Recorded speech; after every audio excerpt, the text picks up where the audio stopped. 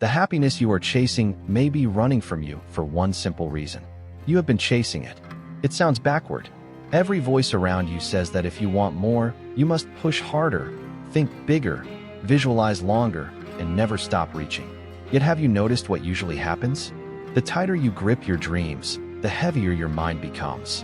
The more desperately you try to control tomorrow, the less alive you feel today. Somewhere along the way, your goals stopped inspiring you and quietly began owning you.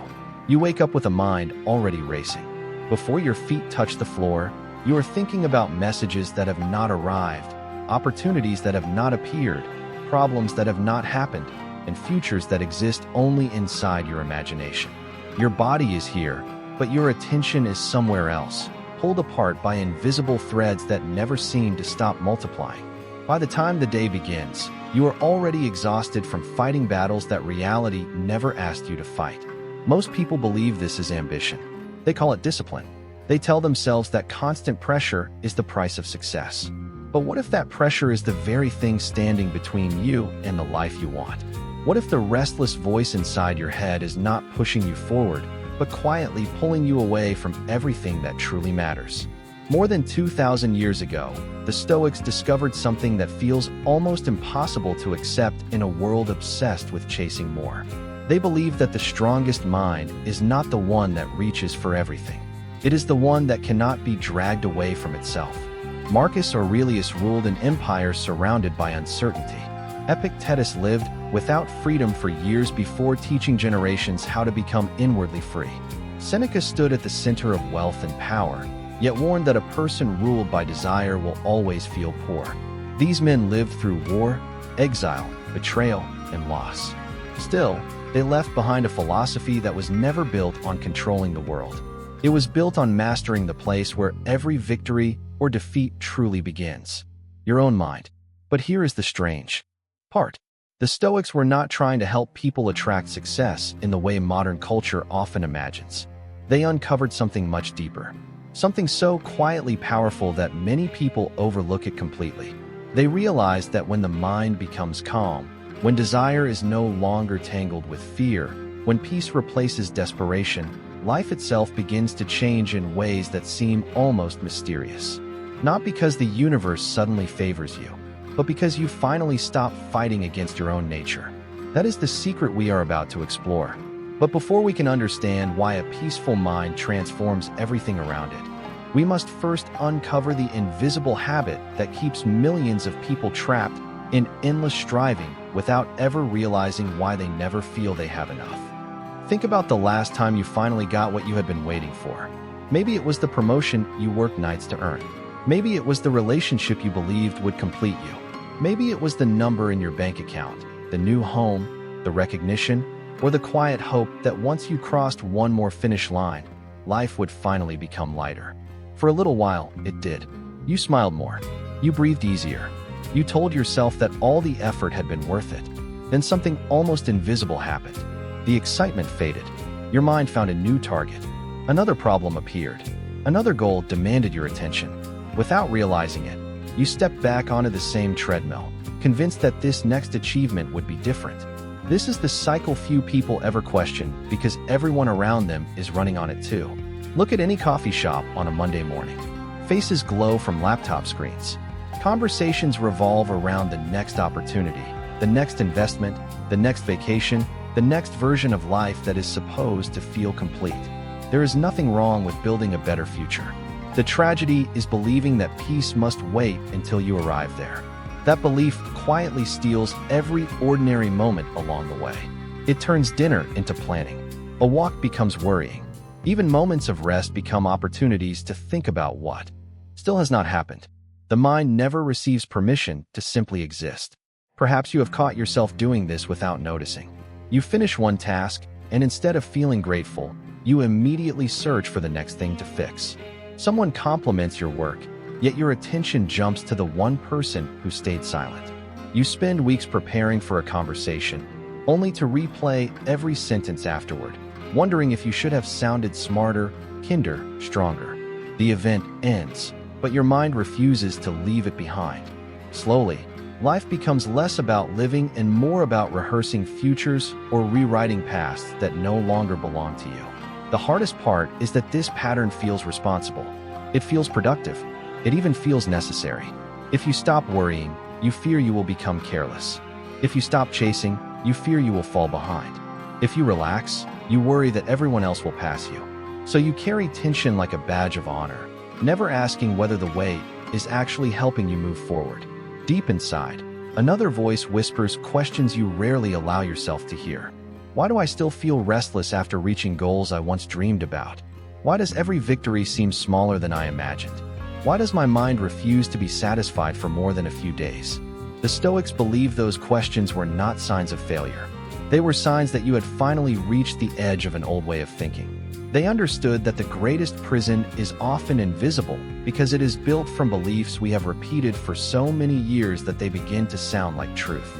And before we can discover the freedom they pointed toward, we must first expose the single belief that almost everyone accepts without question, even though it quietly shapes nearly every anxious thought they have. Almost everyone carries one quiet assumption that rarely gets questioned. It sounds reasonable. It sounds responsible. It even sounds wise. When I finally get what I want, then I will be at peace. That single sentence has shaped careers, relationships, and entire lives. Yet the Stoics would have looked at it and gently asked a different question. What if you have reversed the order? What if peace is not the reward waiting at the end of the road? What if it is the condition that allows you to walk the right road in the first place? This is where the misunderstanding begins. We are taught to believe that a calm mind comes after success, after the promotion, after the perfect relationship, after the debt is gone, after people finally recognize our worth. So every day becomes another attempt to negotiate with the future. We silently tell life, give me what I want, and then I promise I will relax. But the future never signs that agreement. It simply hands us another condition, another expectation, another reason to postpone the life we thought we were building. Epictetus saw this pattern long before modern psychology gave it a name. He observed that human suffering grows whenever we tie our inner state to things that can never fully belong to us. Other people's opinions, outcomes we cannot command, circumstances that shift without asking our permission. It is not that these things have no value. It is that they make poor foundations for peace because they are always moving. Trying to build your mind upon them is like building a house on waves. No matter how carefully you work, the ground keeps disappearing beneath you. Marcus Aurelius returned to this lesson again and again in his private reflections, not because he had mastered it once and for all, but because he was as human as anyone else. He reminded himself that the mind always has a choice about where it places its attention. Every day invited new distractions. Every day offered fresh reasons to become frustrated or fearful. Yet he understood that the greatest battle was never against the empire's enemies. It was against the quiet temptation to surrender his inner world to whatever happened outside its walls. Perhaps you know that temptation well. Someone ignores your message, and your confidence begins to shrink. One unexpected setback makes you question years of progress. A stranger's opinion echoes louder than your own conscience. None of these moments seem dramatic on their own, yet together they slowly teach you that your emotional weather depends on forces you cannot command. That is an exhausting way to live. The Stoics refused to accept it, not because they expected life to become easier, but because they believed something within every human being was stronger than shifting circumstances. They pointed toward an entirely different way of living, one that begins not by demanding more from the world, but by seeing the world through different eyes. That idea sounds simple when spoken aloud. Living it is another matter entirely. Because before you can experience that freedom, you must first understand the surprising discovery made by a man who lost everything and, in doing so, found the beginning of one of history's most enduring philosophies. Imagine standing in front of a lake just before sunrise. The surface is perfectly still. Mountains, clouds, and trees appear with stunning clarity because the water is calm enough to reflect reality exactly as it is. Now picture someone throwing stone after stone into that lake, then complaining that the world itself has become distorted. This is how many of us move through life. We mistake the ripples in our own minds for flaws in reality. We blame the reflection without noticing what keeps disturbing the water. Somewhere along the way, we accepted a dangerous belief without ever examining it. We began to think that every uncomfortable emotion must mean something outside us needs to change. If we feel insecure, we need more approval. If we feel lonely, we need someone else to fill the silence. If we feel anxious, we need certainty before we can breathe again. Little by little, our emotional life becomes a list of demands presented to a world that has never promised to obey us. Watch a crowded airport after a delayed flight. Some people pace the terminal with clenched jaws, refreshing the departure screen every few seconds as though frustration might persuade the clock to move faster. Others quietly pick up a book, call a loved one, or simply look out the window as planes disappear into the evening sky. They face the same delay. They live through the same circumstances. Yet they inhabit completely different worlds because each person carries a different conversation inside. The delay is not creating their experience by itself. Something deeper is interpreting it. The same pattern follows us everywhere. A friend forgets your birthday, and your mind writes an entire story about your worth. A meeting ends with little feedback, and you convince yourself that your future is collapsing. One unexpected expense arrives, and suddenly every dream feels fragile. Facts enter your life like single drops of rain, but your imagination quickly gathers them into a storm. Soon you are no longer reacting to what happened. You are reacting to the story your mind created around it. That story feels so convincing because it borrows the voice of truth. It whispers that once every loose end is tied together, you will finally be able to rest. Yet every loose end you resolve seems to reveal another waiting just beyond it. It is like trying to fill a basket woven from thin branches while water keeps slipping through the gaps. The harder you pour, the more urgently you feel the need for another bucket. The problem is not the amount of water. It is the basket itself. Most people never stop long enough to question whether the container they have trusted for years was ever capable of holding lasting peace. Instead, they keep running faster, believing the next achievement will repair what no achievement was designed to fix. The Stoics noticed this quiet illusion centuries ago, not from a distance, but through lives marked by uncertainty, hardship, and loss. One story in particular begins with a man who lost everything the world told him he needed. Strangely, that moment of complete collapse became the first step toward discovering a freedom that no storm could ever wash away. There is an old story about Zeno, the man who would later inspire what became Stoicism. Before he became a philosopher, he was a successful merchant whose future seemed secure. Then one voyage changed everything. His cargo was lost at sea. The wealth he had trusted disappeared beneath the waves. For many people, that would have been the end of the story. For Zeno, it became the beginning of a different life. He eventually reflected that he had made a prosperous journey. When he suffered shipwreck, at first, those words sound impossible. How could loss become prosperity? How could disaster become a gift? The answer is not found in the storm that took his fortune. It is found in what the storm revealed. Until that moment, success had seemed like something resting outside him, carried by ships, protected by markets, dependent on conditions that could change overnight. When those conditions vanished, one question remained. If everything external can disappear, what is left that cannot be taken? Most of us spend years avoiding that question. We insure our homes, build careers, grow savings, and make careful plans. None of those things are wrong. They are often wise. Yet beneath them quietly lives another hope that we rarely admit aloud. We hope they will also protect us from fear. We hope they will guarantee peace. We hope they will finally silence the restless voice that keeps asking, what if something goes wrong? But life has a gentle way of exposing bargains that were never real. A market falls. A relationship changes. Health takes an unexpected turn. Someone we love moves away. Suddenly we discover that the fear was never living inside those events. It was waiting inside us, looking for the next place to attach itself. This is the first doorway the Stoics invite us to notice. They do not ask us to stop caring about our dreams. They simply ask us to look carefully at where we have placed our sense of security.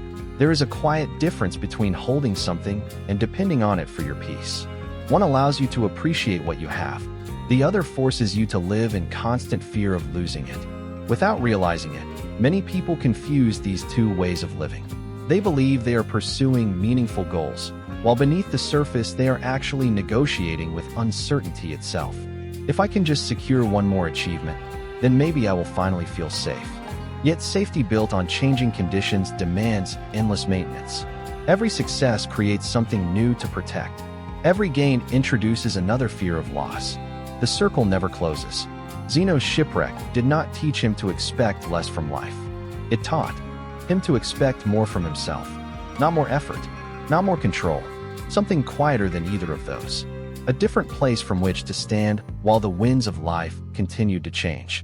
That shift is subtle enough to be overlooked and powerful enough to transform everything. Because once you begin to see where real stability can exist, another surprising discovery emerges. The greatest obstacle is not the world outside you. It is the way desire quietly learns to rule your mind without asking your permission. Notice how quickly the mind can turn a simple preference into a quiet command. You hope a conversation goes well. Within minutes, hope becomes expectation. Expectation becomes attachment. Attachment becomes fear. By the time the moment finally arrives, you are no longer meeting reality with an open mind. You are defending an outcome that exists only in your imagination. If it happens, relief washes over you for a while. If it does not, disappointment feels personal, as though life has broken a promise it never actually made. This is one of the strangest paradoxes the Stoics observed. The things we believe will make us feel free often become the very chains that tighten around our thoughts. Epictetus repeatedly returned to a simple insight. We are disturbed less by events than by the judgments we attach to them. That idea is easy to admire from a distance. It becomes much harder when it quietly enters ordinary life. A delayed phone call is no longer just a delayed phone call. It becomes proof that someone no longer cares. A difficult season at work becomes evidence that you are falling behind everyone else. A closed door becomes a verdict on your value instead of one moment among thousands that will shape your life. The event lasts a moment. The judgment can stay for months. This is why emotional freedom is so often misunderstood. Many people imagine that the Stoics wanted to eliminate emotion, as if becoming peaceful meant becoming cold. But a person who feels nothing cannot truly appreciate love, friendship, beauty, or purpose. The Stoics were never asking us to stop feeling. They were asking something far more demanding. Can you experience your emotions without allowing them to become your master? Can you notice fear without handing it the steering wheel? Can you welcome success without becoming dependent on it? Can you face loss without believing that your own identity has been diminished? These questions reveal a different kind of strength. Not the strength that shouts, not the strength that dominates others. The quiet strength that remains steady even while the heart is still learning. Imagine a skilled sailor crossing open water. The sailor does not command the wind. The waves do not ask permission before they rise. Yet every movement of the sail reflects an inner discipline rather than panic. The sea remains unpredictable, but the response becomes intentional. Perhaps that is what self-mastery has always meant. Not escaping uncertainty, but refusing to let uncertainty decide who you become. There is another subtle habit hiding beneath all of this. We often believe our desires simply belong to us, as though they appear fully formed from somewhere deep inside. Yet many of the things we chase were quietly borrowed from the world around us. Expectations passed from family, culture, comparison, and endless images of lives that seem happier than our own. We call them our dreams without ever asking whether they truly are. The Stoics understood that before you can guide your desires wisely, you must first recognize which ones deserve your loyalty and which ones have been quietly leading you away from yourself. That realization opens the door to an even deeper discovery, one that Marcus Aurelius returned to again and again as he searched for a place within himself that no outside force could ever invade. There is a quiet image that Marcus Aurelius returned to throughout his life, even while carrying the weight of an empire. He reminded himself that the mind could become a place that remained untouched by the noise outside it. Later generations would call this the inner citadel, not a castle built from stone, but a way of living from a center that circumstances could not easily invade. At first, that idea seems almost unrealistic. How could anyone remain steady when life keeps changing? Yet perhaps the question itself reveals what we have misunderstood. We spend so much energy trying to strengthen the walls around our lives that we rarely ask whether the foundation beneath us is stable. We protect schedules, careers, investments, relationships, and reputations. We reinforce everything around us while quietly neglecting the one place from which every experience is interpreted. Then one unexpected event arrives, and the entire structure begins to shake. Not because the event is always overwhelming, but because we built our peace on things that were never designed to carry that weight.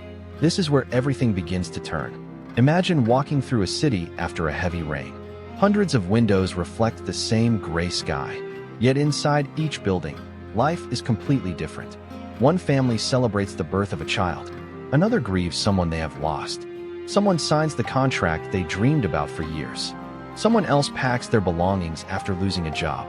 The same weather hangs over every rooftop, but the meaning of that day is not created by the clouds. It is created within each person's own inner world. Suddenly, the search for peace begins to look very different. Perhaps the goal was never to arrange perfect conditions. Perhaps it was to become the kind of person who no longer depends on perfect conditions before allowing themselves to live fully. That realization changes something almost immediately. Success no longer has to carry the impossible burden of proving your worth. Failure no longer has to become evidence that your future has been stolen. Praise becomes welcome without becoming necessary. Criticism becomes useful without becoming your identity. You begin to notice that freedom does not arrive because the world finally becomes predictable. It appears when your inner life is no longer negotiating with every passing circumstance.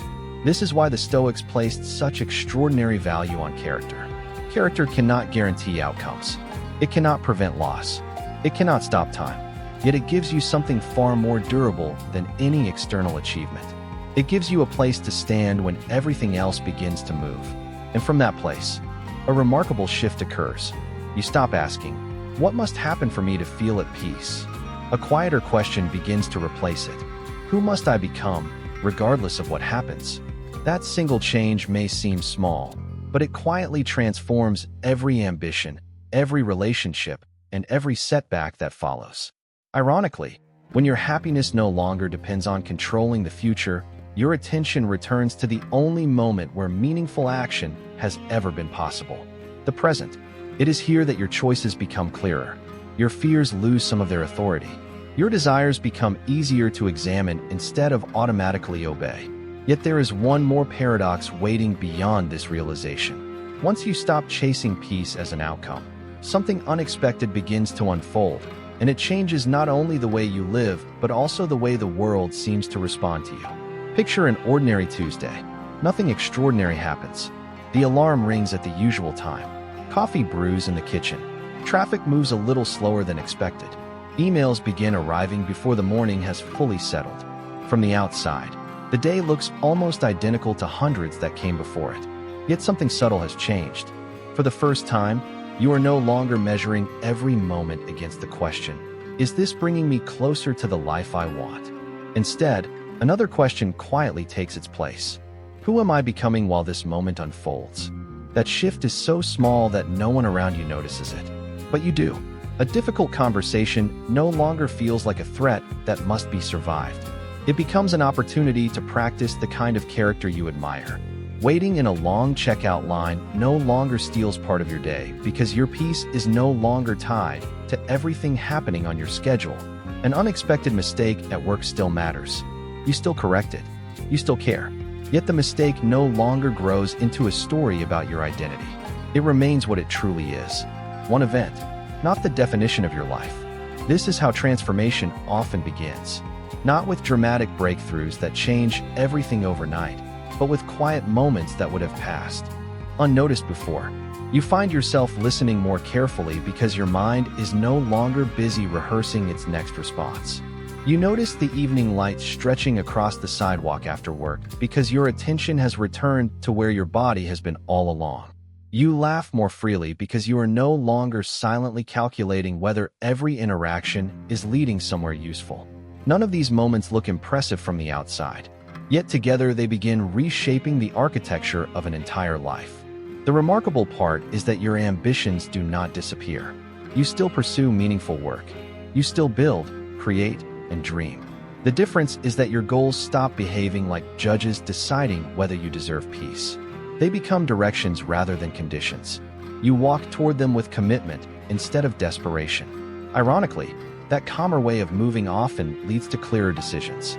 When fear is no longer shouting over every possibility, judgment becomes less clouded. You recognize opportunities you once overlooked because anxiety had narrowed your vision. You recover from disappointment more quickly because you no longer confuse temporary outcomes with permanent truths. Even your relationships begin to feel lighter. People sense when they are being appreciated instead of quietly used to fill an emptiness they never created. There is a quiet confidence that emerges from this way of living. It does not demand attention because it no longer depends on receiving it. It is not built on the belief that life will always cooperate. It grows from knowing that whatever arrives, you have begun cultivating a place within yourself capable of meeting it with clarity instead of panic. At first, these changes seem almost too ordinary to matter. Yet over months and years they accumulate in ways that are difficult to measure but impossible to ignore. Looking back, you realize that the greatest transformation did not begin when the world finally changed around you. It began when your relationship with the world changed within you. And once that relationship begins to shift, another surprising truth slowly comes into focus. The things you once believed you needed to attract may have been quietly drawn toward a different version of you all along. After enough time, the change becomes difficult to explain because it is no longer something you practice. It becomes the way you naturally move through the world. The same situations still appear. Deadlines still arrive. People still disappoint you. Plans still fall apart without warning. Life never signs a contract promising comfort. Yet something inside you no longer reacts with the same urgency. You begin to notice the space between what happens and how you respond. That space feels small at first, almost invisible. Then one day you realize it has quietly become one of the most valuable parts of your life. A comment that once would have lingered in your thoughts for a week now passes through your mind like a cloud crossing an open sky. You still hear it. You still consider whether there is truth within it. But you no longer carry it home as if it were part of your identity. Someone else's opinion stops renting a permanent room inside your mind. You also discover that success begins to feel different. Achievements still bring satisfaction, but they no longer create the desperate need for another achievement to keep the feeling alive. You celebrate what is good without immediately asking what must come next. Gratitude starts replacing the quiet hunger that once followed every victory. It is not because your dreams have become smaller. It is because your sense of self is no longer waiting for those dreams to tell you who you are. Seneca often reminded his readers that a rich life is not measured by how much a person possesses, but by how little they are possessed by what they own. That idea slowly unfolds in ordinary moments. You become less interested in proving yourself during every conversation. You stop comparing your timeline with people whose private struggles you could never fully know. You notice that envy loses its grip because another person's success no longer feels like evidence that your own future has been diminished. There is enough room in the world for another person to flourish without taking anything essential away from you. Even uncertainty begins to look different. Instead of treating it as an enemy hiding around every corner, you gradually recognize it as part of being alive. The future remains unwritten, but that no longer feels like a threat. It feels like open space where character can continue to grow. You become more willing to begin difficult projects because perfection no longer decides whether the effort is worthwhile. You become more willing to love because the possibility of loss no longer makes every connection seem too dangerous to embrace. Quietly, almost without noticing, your attention shifts from collecting experiences to cultivating yourself through experiences. Every challenge becomes another chance to strengthen patience. Every disappointment becomes another invitation to practice perspective. Every ordinary day becomes enough to remind you that peace was never hidden inside extraordinary circumstances. Looking back, you may struggle to identify the exact day everything changed because there was no single dramatic turning point. There were only hundreds of small choices that slowly reshaped the person making them. And as this transformation continues, one final paradox emerges, perhaps the most surprising of them all. The very things you once tried so hard to attract often begin appearing only after they are no longer the center of your inner life. Consider a skilled archer standing alone at dawn. The bow is steady. The breath is calm. Every hour of practice has prepared this single shot. The arrow is released with complete attention. Then, The moment it leaves the string, it no longer belongs to the archer. A sudden breeze may lift it. The target may shift. Countless forces beyond human control now share the outcome. Yet no true archer judges the quality of the shot only by where the arrow lands. The real question is whether it was released with clarity, discipline, and integrity. Somewhere in modern life, we forgot this distinction. We have become obsessed with targets while neglecting the hand that releases the arrow. We evaluate ourselves by promotions we cannot fully control, relationships that involve another person's freedom, markets that rise and fall without warning, and opinions that change as quickly as the news cycle. Then we wonder why our confidence feels so fragile. We have attached our identity to moving targets. The Stoics quietly suggested a radical alternative. They did not ask people to stop aiming. They asked them to fall in love with becoming the kind of person who aims well, regardless of where the arrow finally lands. At first, this seems like lowering expectations. In reality, it is exactly the opposite. It demands excellence without demanding certainty. It asks for complete effort while releasing complete ownership of the result. That is one of the deepest paradoxes in Stoicism. The less your peace depends on success, the more freely you are able to pursue it. Fear no longer tightens every decision. Desperation no longer clouds judgment. You become willing to take meaningful risks because failure is no longer confused with personal defeat. Imagine holding a handful of sand on the beach. Close your fist with all your strength, and grains begin slipping through your fingers. Relax your hand, and the sand remains. Many of the things people long for behave in much the same way. Respect cannot be forced. Trust cannot be demanded. Love cannot be imprisoned. Even happiness refuses to stay where it is treated like a possession. The tighter the grasp, the quicker it escapes. Yet when your hand is no longer driven by fear, what belongs there often remains naturally. This is why inner freedom changes more than emotions. It quietly changes your presence. People sense the difference in someone who no longer needs constant approval. Opportunities appear differently because decisions are made with patience instead of panic. Setbacks become information rather than identity. Nothing magical has happened. The world has not suddenly become kinder. What has changed is the quality of the person meeting the world. And strangely, that inner change often produces outward results that once seemed impossible to reach through force alone. Perhaps this is what so many people misunderstand about attracting the life they want. It is not about convincing reality to obey your wishes. It is about removing the fear that keeps you from meeting reality with your best self. Once that fear begins to loosen its grip, your actions become clearer, your relationships become more genuine, and your purpose becomes steadier. Still, one final insight remains. It is the quiet thread connecting Zeno, Epictetus, Seneca, and Marcus Aurelius across the centuries, and it reveals why a peaceful mind is not merely one path to a better life. It is the foundation beneath every lasting victory. Seen from a distance, the teachings of the Stoics can appear like separate ideas scattered across different centuries.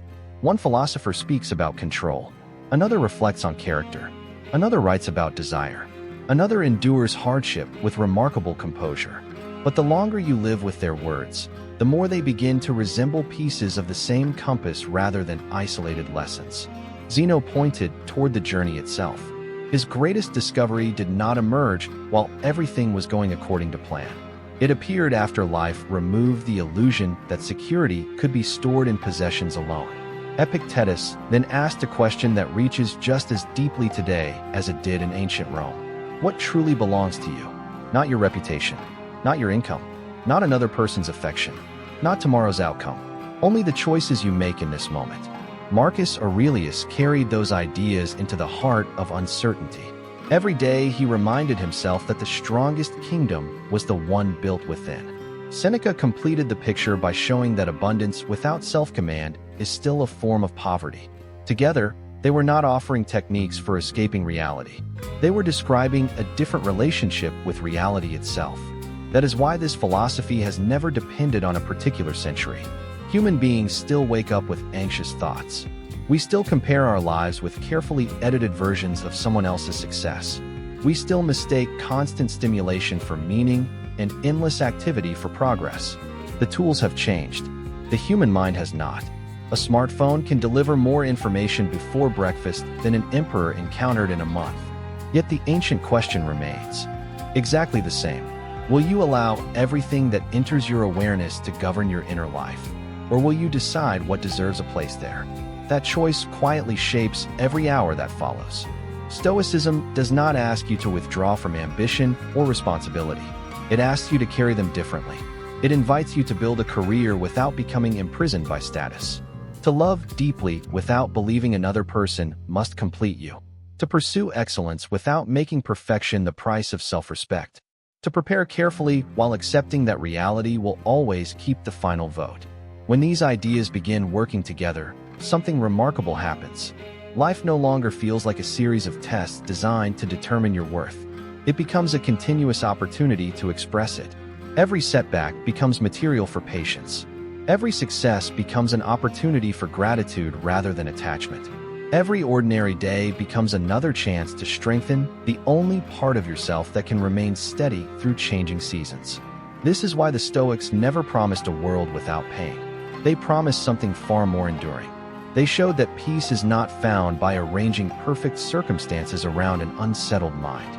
It grows from cultivating a settled mind that can move wisely through imperfect circumstances. Once that understanding takes root, the question is no longer whether life will continue to surprise you. It certainly will. The real question becomes whether those surprises will continue to define you.